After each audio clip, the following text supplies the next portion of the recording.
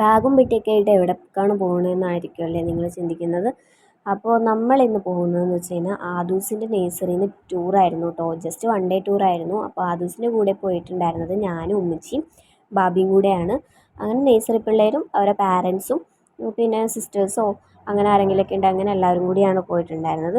3 സ്ഥലമാണ് ഞങ്ങൾ ഈ ഒരു ദിവസം കൊണ്ട് കവർ ചെയ്തത്. എല്ലാ ക്ലിപ്സും കൂടെ ഈ ഒരു ഷോട്ടിൽ ഉൾപ്പെടുത്താൻ പറ്റില്ല. അതുകൊണ്ട് ഞാനിത് പാർട്സ് ആയിട്ടായിരിക്കും ഇടുന്നത്. അപ്പോൾ എല്ലാവരും സബ്സ്ക്രൈബ് ചെയ്ത് വെക്കുക. എന്നാലേ ഞാൻ അടുത്ത വീഡിയോസ് ഇട്ടാലും നിങ്ങൾക്ക് കാണാൻ വേണ്ടി പറ്റുള്ളൂ. അങ്ങനെ ഒരു 7 മണിയൊക്കെ ആയപ്പോഴാണ് കേട്ടോ ഞങ്ങൾ ഇറങ്ങിയത്. അങ്ങനെ ആരോ ഒരാൾ വരാനുണ്ടായിരുന്നു. അങ്ങനെ ഒരു 7:30 വരെയൊക്കെ വെയിറ്റ് ചെയ്തു. പിന്നെ വണ്ടി എടുത്തു. എല്ലാവരും ഡാൻസൊക്കെ ഇട്ട് ടീച്ചർമാരും പാരൻസൊക്കെ ഡാൻസ് കളിച്ചുകൊണ്ട് പോകുമായിരുന്നു.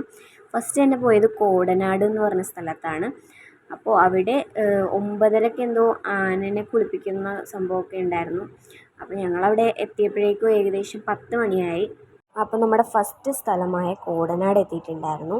അങ്ങനെ ഞങ്ങൾ വണ്ടിയിൽ നിന്നൊക്കെ ഇറങ്ങി അവിടെ എല്ലാവരും കൂടെ ഇങ്ങനെ കൂട്ടത്തോടെ നിൽക്കുമായിരുന്നു.